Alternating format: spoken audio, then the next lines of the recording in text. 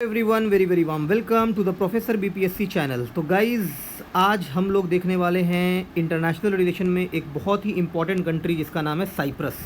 तो साइप्रस क्यों इंपॉर्टेंट है? क्योंकि हाल ही में हमारे प्रधानमंत्री का दौरा हुआ है साइप्रस में। अब ये दौरा जियोपॉलिटिकली क्यों इंपॉर्टेंट है, कैसे इंडिया काउंटर बैलेंस कर रहा है पाकिस्तान को, टर्की को, यहाँ पर प्रधानमंत्री के दौरा के बाद प्रधानमंत्री मोदी को कौन सा अवार्ड मिला है, और ये साइप्रस के सराउंडिंग कंट्रीज़ कौन कौन सी सराउंडिंग कंट्रीज़ है, ये किस समुंदर में लाई करता है, इन सारी चीज़ों को इस वीडियो में हम लोग देखने वाले हैं। तो प्रीलिम्स में भी क्वेश्चन आ सकता है और मेंस में भी आ सकता है कि साइप्रस जो दौड़ा हुआ है इसके बारे में लिखने के लिए भी आ सकता है। तो इसके लिए भी 3-4 पॉइंट हम लोग देख लेते हैं। तो चलिए स्टार्ट करते हैं। उससे पहले देख लेते हैं कि प्रधानमंत्री मोदी को एक अवार्ड मिला है यहाँ पे साइप्रस में, जिसका नाम है grand Cross of the order of Makarios 3। Makarios 3 का याद कर लो, मकारियोस 3 किसने दिया है?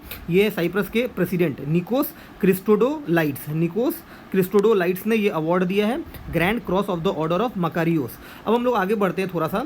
अगर हम लोग इसके साइप्रस के को जूम करके देखें इसके मैप को, तो इसके जूम करके अगर इसके मैप को देखते हैं तो ये हमें लिख रहा है कि 2 पार्ट में ये बटा हुआ है। ठीक है, 2 पार्ट में बटा हुआ है। तो इसको अगर यहाँ पे तुम देखो तो यहाँ पे क्या लिखा हुआ है कि 2 part of the Cyprus. Cyprus 2 part क्या है? एक है रिपब्लिक ऑफ साइप्रस और दूसरा है क्या? Turkish Republic of Northern Cyprus, only recognised by Turkey. तो ये वाला पार्ट जो है ये इलीगली ऑक्यूपाई किया हुआ है किसके द्वारा? टर्की के द्वारा।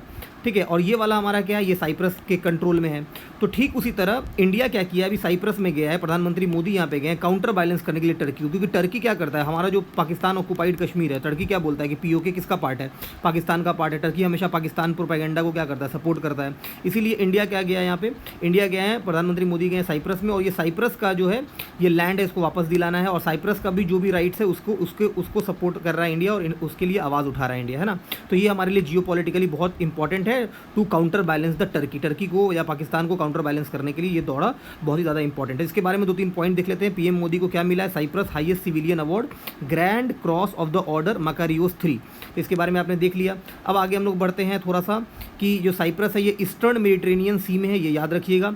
65 किलोमीटर है टर्की से, और सराउंडिंग कंट्री कौन है? टर्की, सीरिया, लेबनान और इजराइल। और ये 3rd लार्जेस्ट आइलैंड है, ये बीपीएससी पूछ सकता है, इसको याद रखना। 3rd largest island in the Mediterranean sea after Sicily and Sardinia.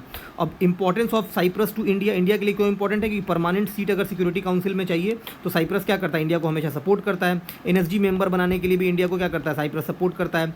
Balancing the Turkey Pakistan axis, जो मैंने आपको बताया कि टर्की पाकिस्तान जो है वो काउंटर बैलेंस करने में मदद करेगा। इंडिया मिडल ईस्ट यूरोप जो कॉरिडोर है IMEC, इस रूट का पार्ट है कौन? हमारा साइप्रस। तो ये भी हमारे लिए बेनिफिट करेगा। और यूरोपियन EU काउंसिल का प्रेसिडेंट बनने वाला है साइप्रस 2026 में, तो ये भी इंडिया के लिए बहुत ही इंपॉर्टेंट हो सकता है। तो इसको याद रखना, बहुत ही इंपॉर्टेंट है। Thank you everyone.